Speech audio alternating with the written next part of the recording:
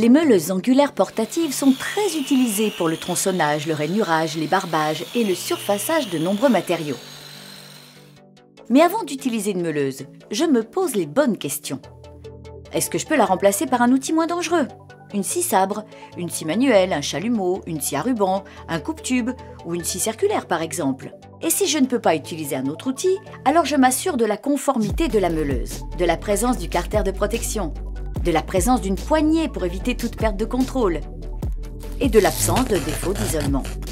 Je vérifie aussi la conformité CE, le câble d'alimentation, électrique ou pneumatique, la présence de la poignée, la bague de fixation, l'état visuel du disque, le serrage du disque, la date de validité du disque, le carter de protection, l'adéquation vitesse-rotation disque-meuleuse, le fonctionnement de la gâchette homme-mort. Ces machines sont particulièrement dangereuses si elles ne sont pas utilisées et entretenues correctement. Il est indispensable que le personnel soit informé pour une utilisation en toute sécurité.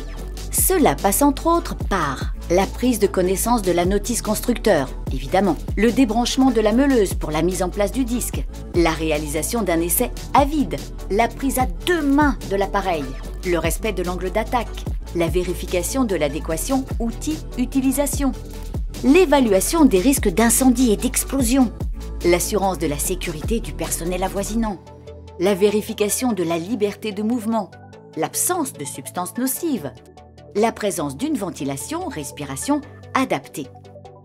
Ces vérifications permettront d'éliminer les principales causes d'accident avec ces machines, qui sont l'utilisation sans fixation de la pièce ou de la machine tenue d'une main, le mauvais choix du disque, le démarrage intempestif. La sécurité de l'utilisateur passe aussi par le port des bons équipements de protection individuelle, des protections intégrales du visage, des protections auditives, des vêtements couvrants, des gants, oui, mais avec manchette, des chaussures de sécurité, une protection respiratoire. Ces éléments empêcheront les conséquences des principaux risques pour la santé, qui sont l'inhalation de poussière, la projection de particules et ou l'éclatement du disque, le bruit, les coupures. Prenez soin de vous en portant les protections adaptées. Respecter les règles de l'art et les bonnes pratiques dans un environnement sécurisé vous permettront de travailler en toute sécurité.